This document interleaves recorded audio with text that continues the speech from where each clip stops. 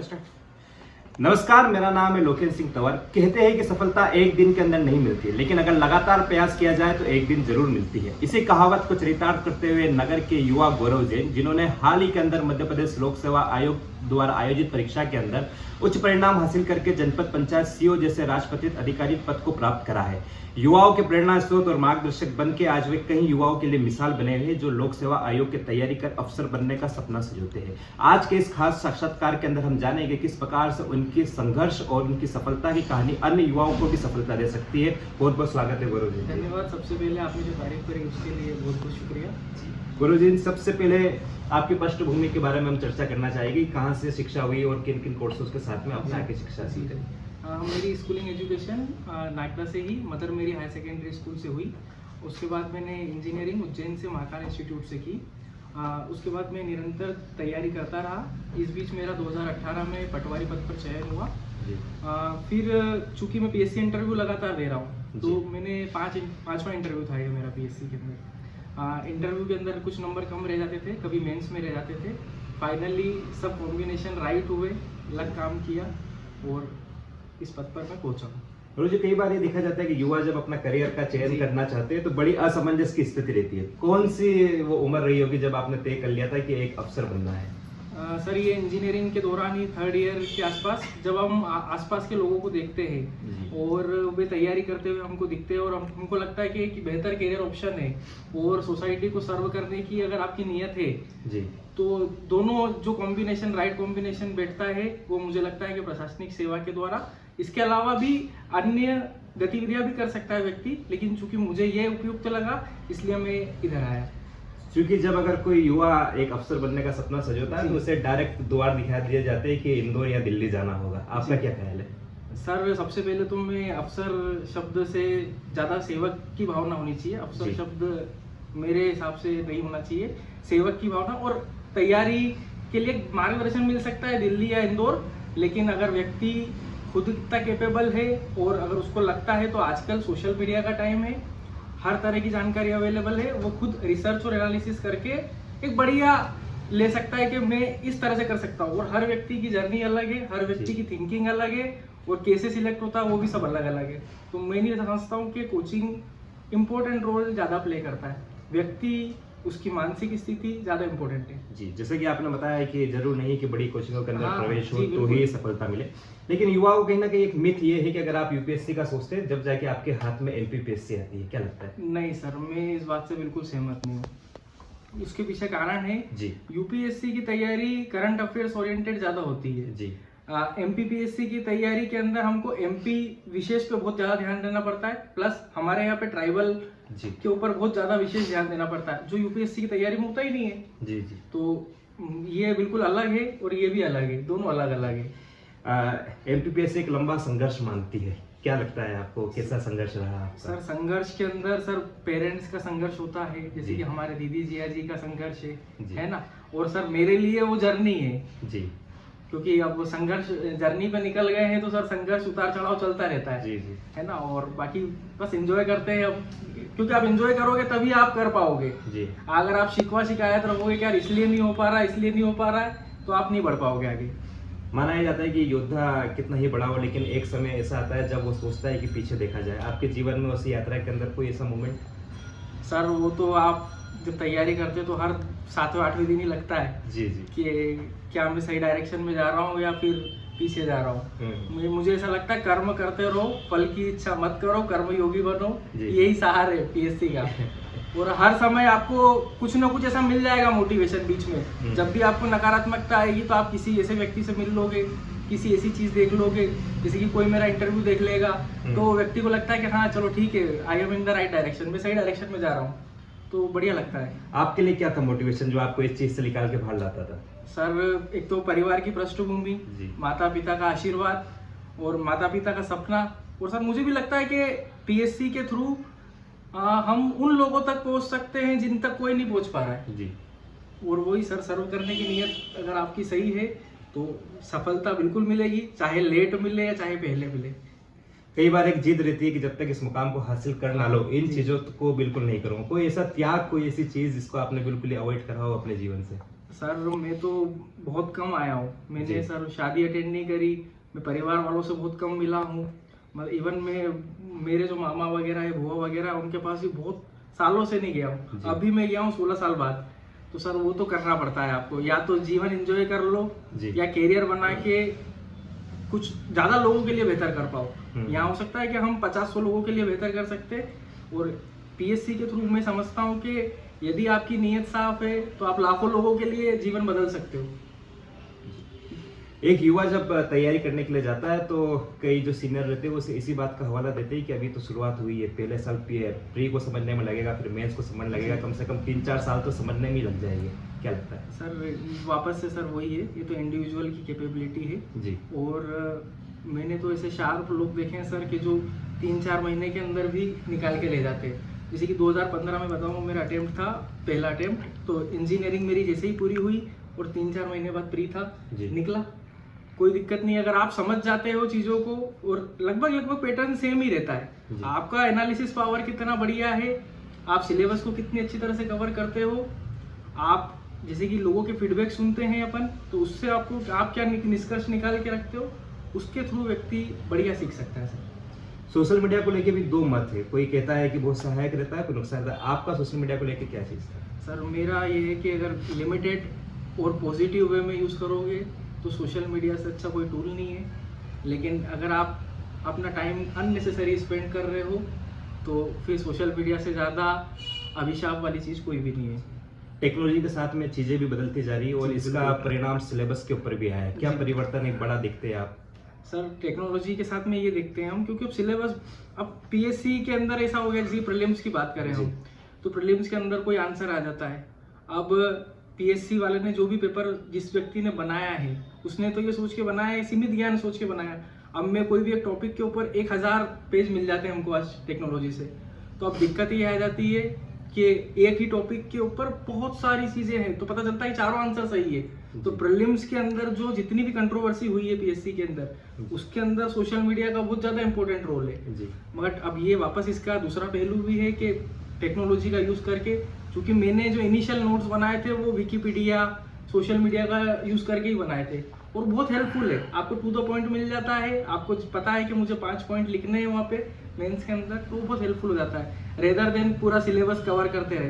बीच में मैं एक बार बीमार भी हुआ, तब भी मेरी मेंस निकली 5 दिन पढ़ के भी, तो उसके पीछे कारण वही है। ये भी माना जाता है कि पृष्ठभूमि कहीं तक सहायक रहती है, अगर इंजीनियरिंग बैकग्राउंड है तो उसका लाभ मिलता है, या हिस्ट्री है वो अगर जूलॉजी पढ़ा है तो उसका लाभ मिलता है? क्या लगता है आपको? सर ये वापस फिर डिपेंड करता है कि उस व्यक्ति ने जो भी करा है वो किस तरह से करा है। क्या उसने पूरी तन्मयता से करा है, या सिर्फ एज ए डिग्री होल्डिंग के लिए कि डिग्री ले ली है मैंने इसलिए करा है। तो हाँ, इंजीनियरिंग के अंदर सर फायदा यह मिलता है कि चूंकि इंजीनियरिंग को बोलते हैं कि 1 नाइट के अंदर वो लोग कर लेते हैं काम, तो फटाफट हम थोड़ा सा मैनेज कर लेते हैं चीज़ों को, तो एक ही फायदा मिलता है। बट हिस्ट्री वालों को अगेन वो लोग पढ़ के आते हैं तो उनको फायदा मिलता है। सिलेबस के अंदर लगातार बदलाव आए हैं, पहले वर्ल्ड हिस्ट्री, फिर उसके बाद में एमपी हिस्ट्री, कभी वेटेज ज़्यादा होता है कभी कम होता है, तो इस सारी समस्या को किस प्रकार से मैनेज? सर मैं समस्या तो नहीं समझता हूँ, जैसे कि वर्तमान प्रासंगिकता के हिसाब से वो लोग सिलेबस को कवर करते हैं। एग्जाम्पल बताता हूँ मैं आपको, अभी जो सिलेबस आया है उसके अंदर चूंकि हम आजकल अपने समाज में क्या देख रहे हैं कि हर घर में कुछ ना कुछ डिसीजेस मिल जाएगी, डायबिटीज़ मिल जाएगी, छोटी मोटी ब्लड से संबंधित डिसीजेस मिल जाएगी, तो उन्होंने पूरा ब्लड वाला टॉपिक को कवर करा है कि कौन कौन से टेस्ट होते हैं। तो बिल्कुल प्रासंगिक बनाने की कोशिश कर रहे हैं वो, और मैं समझता हूँ मैथ्स को लेके आते हैं, ऐसा नहीं कि व्यक्ति सिर्फ रट्टा मार के चला जाए, उसको समझ भी होनी चाहिए, उसको डिसीजन भी लेना पड़ेंगे, इंस्टेंट डिसीजन भी लेना पड़ेंगे। तो आप किस तरह से उस चीज़ को कर सकते हो, वो बिल्कुल प्रासंगिक बनाने की कोशिश कर रहे हैं। फिर मैनेजमेंट डाला उन्होंने, क्योंकि इंडिया को स्टार्टअप की जरूरत है आजकल जी, है ना, जॉब सीकर से जॉब गिवर की जरूरत है, तो इसलिए वो बिल्कुल मैनेजमेंट को लेके आए हैं। तो मैं समझता हूँ बहुत प्रासंगिक है सिलेबस। ये आपने जितने अटेम्प्ट दिए उसके अंदर कहीं आपको लगा कि ये जो विषय है इसके कारण कहीं ना कहीं मैं रुक रहा था, या फिर क्या लगता है? सर वो तो क्या होता है कि जब आप सक्सेस नहीं मिलती है तो आप 10 गलतियाँ ढूंढते हो, कमियाँ ढूंढते हो, चाहे वो हो या ना हो, है ना, आप निरंतर सुधार करते हुए और फिर फाइनल पहुंच जाते हो। ऐसा कुछ नहीं है कि ये सब्जेक्ट की वजह से रुक रहा है, ये रुक रहा है, वो तो ओवरऑल ही होता है सर।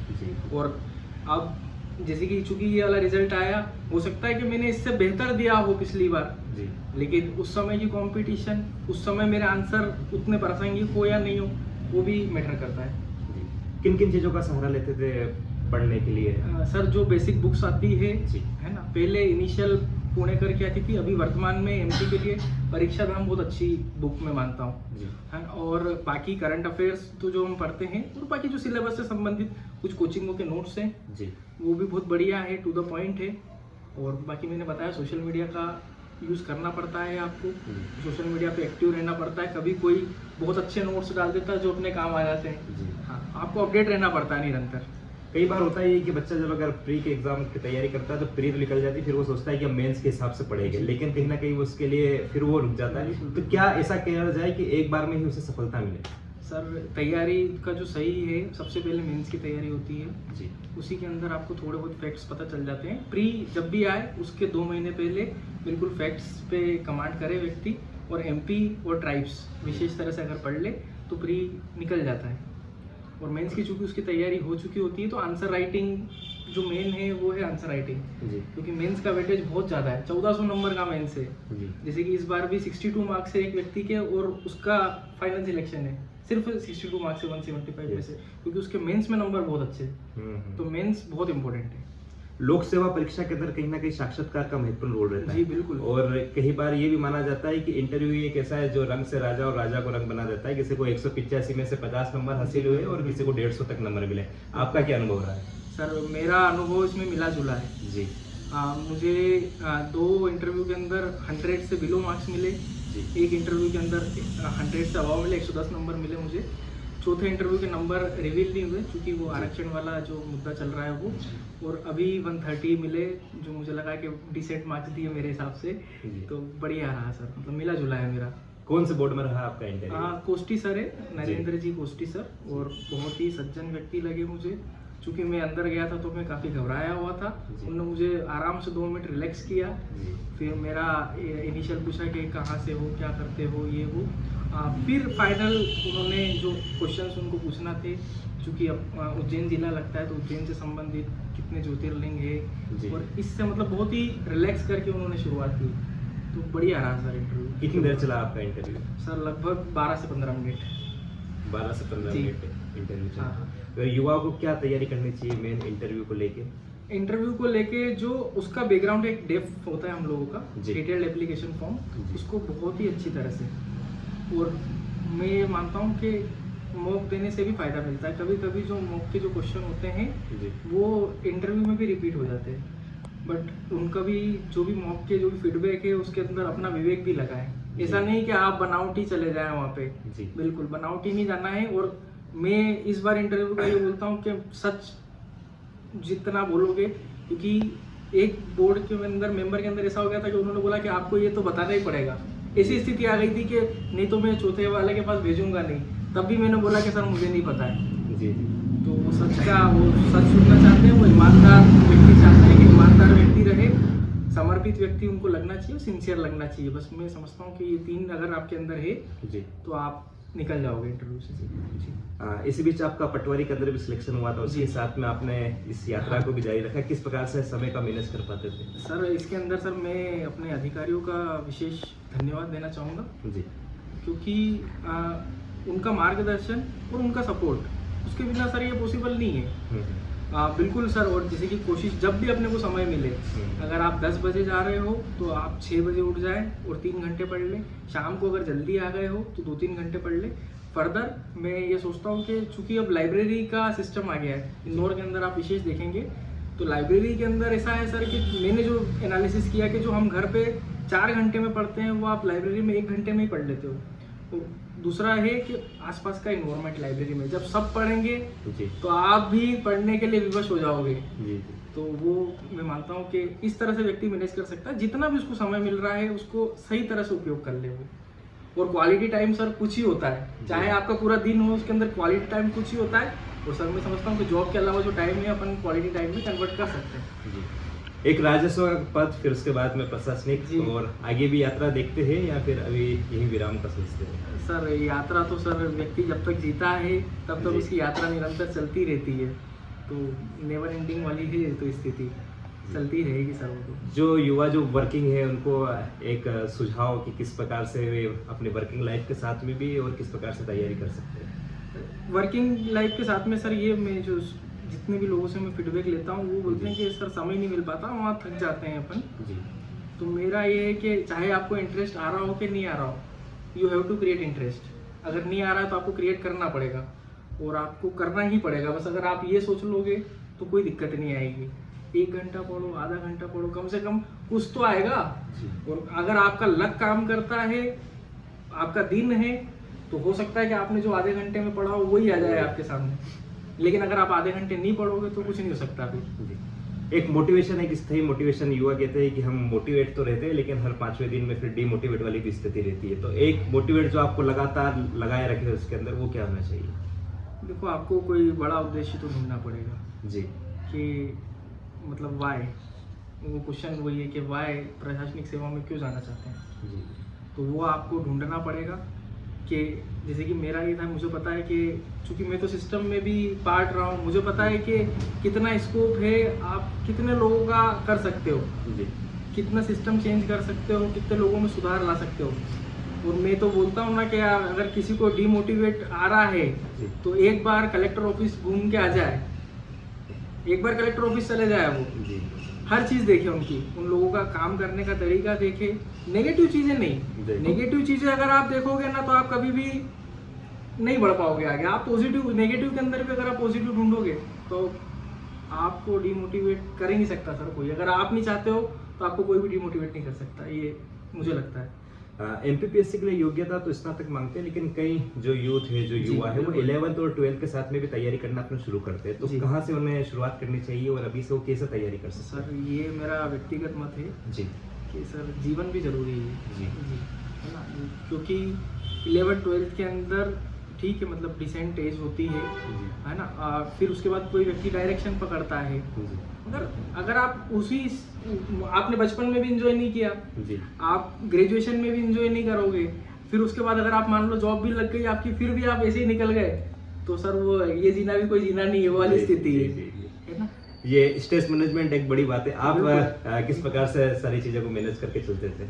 सर स्ट्रेस मैनेजमेंट का तो यही है कि अगर आपको काम अगर आज निपट सकता है जी तो उसको निपटा दो, पेंडेंसी मत रखो जी। क्योंकि पेंडेंसी के अंदर क्या होता है कि कोई तत्काल काम आ जाता है तो वो तत्काल वाला तो आपको उसी दिन करना है और आपने पेंडेंसी भी रख रखी है तो वहां पर आ जाता है स्ट्रेस। प्लस आपको बहुत सारी चीजें बैलेंस बना के चलनी पड़ती है, पॉलिटिकल हो गया, ये हो गया, तो वो समय के साथ साथ सीख जाता है सर, व्यक्ति सीख जाता है कि हाँ ठीक है, हो जाती है मैनेज।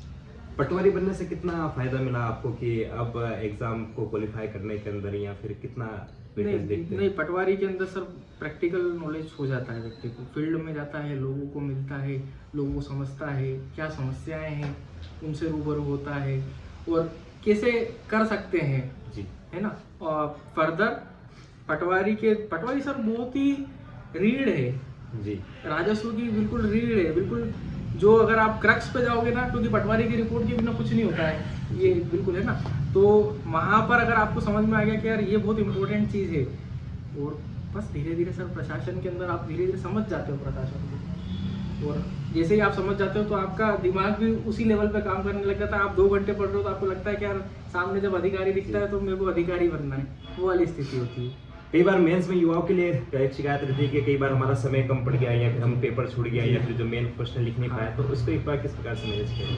सर मुझे ये समस्या आई नहीं कभी। अच्छा। मैं बताता हूँ 2015 के अंदर जी, जब मेरा पहला अटेम्प्ट था तो मुझे इतना पता नहीं था, तो मैंने 10 में से शायद 8 क्वेश्चन करने थे तो मैंने 10 करके आ गया था। मतलब समझ लो मुझे टाइम का कभी भी इशू नहीं आया है जी, वो शुरू से ही स्पीड रही है। हमारी दीदी की बहुत स्पीड रही है। हाँ, घर पे हमारा बढ़िया रहा है, स्पीड वगैरह में कोई समस्या नहीं है।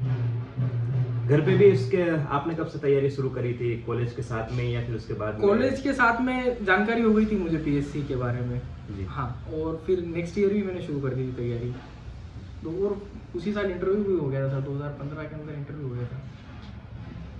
युवाओं को एक संदेश देना चाहिए, जो खासकर नगर के युवा जो इस वक्त अधिकारी और एक जन सेवक और सारी चीज़ों का सोच रहे हैं कि किस प्रकार से अपनी इस यात्रा को आगे लेके जाए।